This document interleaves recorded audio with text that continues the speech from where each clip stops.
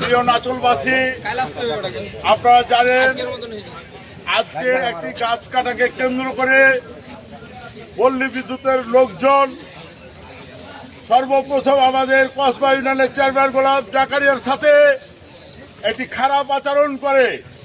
Chairman তারপরও ধৈর্য সহকারে ওটি থাকে, তাদের কাছে কিছু বলা হয় নাই, তারাই বরঞ্চ খারাপ ব্যবহার করে ওখান থেকে চলে আসে। চেয়ারম্যান যখন অফিসে ছিল না, সেই সময় পল্লী বিদ্যুতের কোনো বিল বাকি না থাকার পরও ইউনিয়ন পরিষদের লাইনটিকে বিচ্ছিন্ন করে দিয়ে এসেছে। ইউনিয়ন পরিষদ হচ্ছে একটি সর্বপ্রথম জনগণের একটি আস্থার জায়গা। এই ইউনিয়ন পরিষদ একটি গ্রাম আদালত এবং এই গ্রাম আদালত অনেক বিচার সালিশ হয় এবং অনেক 18টি সেবা সাধারণ জনগণ ওখান থেকে পেয়ে থাকে। সেই প্রতিষ্ঠানের কত বড় দুঃসাহস এই একজন লাইনম্যানের, সে লাইনটি বিচ্ছিন্ন করে এসছে।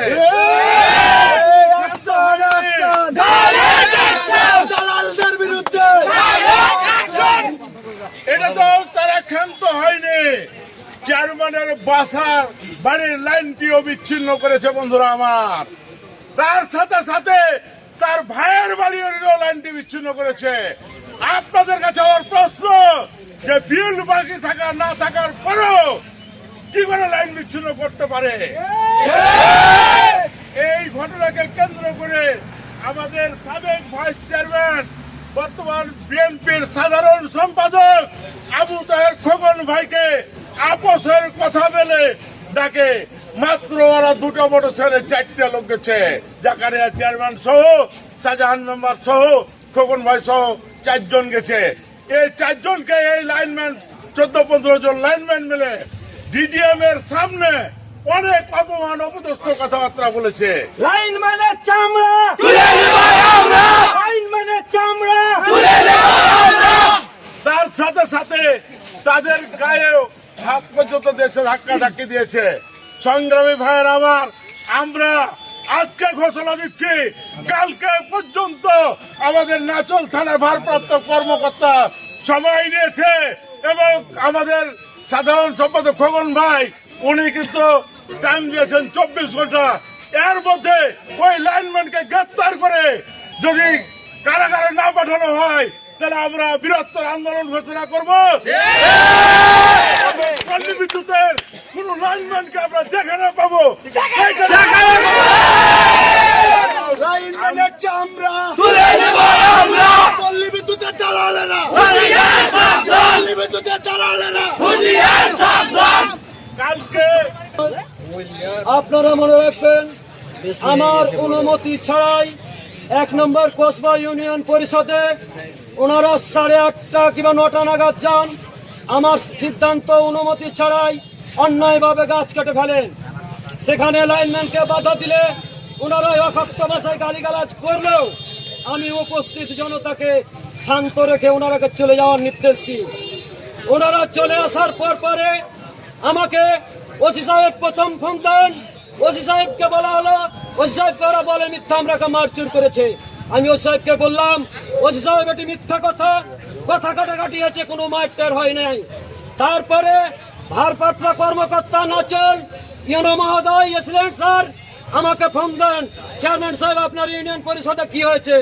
আমি স্যারকে বললাম, আমার অনুমতি ছাড়াই ওনারা আমার পিছনে যে মার্কেট, সেই মার্কেটে গাছ কেটে অন্যায়ভাবে লাইন দিতে এসেছিল, আমি তারাকে বাধা দিয়ে তারা চলে যায়।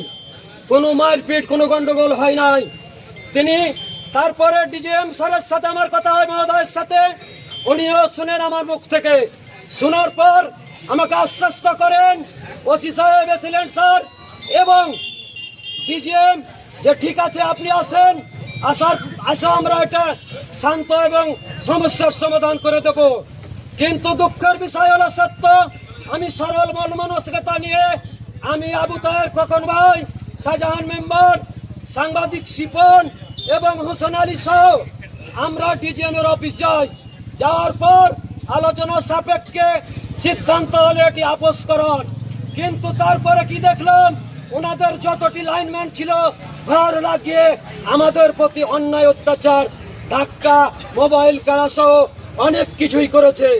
আমি আপনাদেরকে বলতে চাই, আমার উপর যদি তারপরে আমি শুনলাম আমার ইউনিয়ন পরিষদের লাইন কেটে দেওয়া হয়েছে, সন্ধ্যা নাগাদ শুনলাম আমার বাড়ি এবং আমার ছোট ভাইয়ের বাড়ির লাইন কেটে দেওয়া হয়েছে।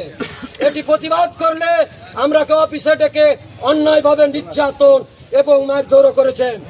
আমি এবং মাদ্রাসারও লাইন কেটেছেন। আমি সংগ্রামী জনতা, আপনাদের কাছে আমার প্রশ্ন, আমার ব্যক্তিগত কোনো ভুলভ্রান্তি থাকতে পারে, কিন্তু আজকে যে পল্লী বিদ্যুতের লোক অন্যায় অত্যাচার করেছে সেটি আমি আপনাদের কাছে বিচার রইল, বিচার চাই। এবং আজকে আমার বন্ধুবর শফিকুল ইসলাম যে কথাটি বলল, ওসি মহোদয়ের সাথে আবার কথা হলো, উনি বেলা 3টা পর্যন্ত সময় নিয়েছেন। সমস্যার সমাধান না করলে আমরা উপজেলা মাঠে এক হয়ে বৃহত্তর আন্দোলন কর্মসূচি ঘোষণা করব। আসসালামু আলাইকুম। আন্দোলনের কথা শুনলেন, আমি মনে করি পল্লী বিদ্যুতের এই আচরণটি শুধু কসবা ইউনিয়ন পরিষদে করা হয় নাই, আখিলা গ্রামে করা হয় নাই। আমার বিশ্বাস সারা নাচলবাসী এই সমস্যা নিয়ে জর্জরিত। তাদের সাথে কোনো কথা বলতে গেলেই কথায় কথায় তারা মিটার খুলে নাই, কথায় কথায় তারা লাইন বিচ্ছিন্ন করে। যেহেতু আজকে শুরু হয়েছে, আমরা শুধু কসবা ইউনিয়ন পরিষদ নয়, সমগ্র নাচলের মানুষের যে সমস্যা আছে এই সমস্যার সমাধানের মধ্য দিয়ে আমরা এই আন্দোলনের আমরা ইতি টানবো। প্রিয় ভাই, আগামী কাল বেলা 3টার সময় আমরা নাচল উপজেলা মাঠে সমবেত হব। প্রশাসনকে সময় বেঁধে দেওয়া হয়েছে। এই সময়ের মধ্যে আমরা যদি ন্যায্য বিচার না পাই, আমরা আগামীকাল আপনাদেরকে সাথে নিয়ে আমরা সিদ্ধান্ত নিব এবং একটি কঠিন সিদ্ধান্ত তাদের বিরুদ্ধে নিব। আর যেন কোন পল্লী বিদ্যুতের গ্রাহককে হয়রানি হতে না হয়, আর যেন নাচলবাসীকে পল্লী বিদ্যুতের সেই রক্তচক্ষুকে উপেক্ষা করতে না হয়, আর যেন তারা হয়রানিমূলক কোনো আচরণ করতে না পারে। এই ঘটনার মধ্য দিয়ে সমস্ত নাচলবাসীর সমস্যার সমাধান ইনশাআল্লাহ আমরা টানবো। প্রিয় ভাইরা আমার, বক্তব্য দীর্ঘায়িত না করে আগামীকাল বৈকাল 3টার সময় নাচল উপজেলা মাঠে সমবেত হওয়ার জন্য দল মত নির্বিশেষে এই আন্দোলনটি বিএনপির নয়, কোনো দলের নয়, এটি নাচলের সাধারণ মানুষের আন্দোলন। তাই ভুক্তভোগী সমস্ত মানুষকে উপজেলা মাঠে সমবেত হওয়ার জন্য আমরা উদাত্ত আহ্বান জানিয়ে আমার বক্তব্য শেষ করছি। আল্লাহ হাফেজ।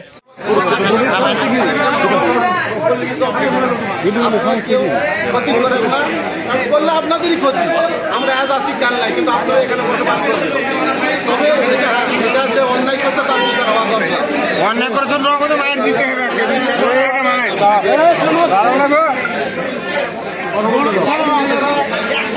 যে অন্যায়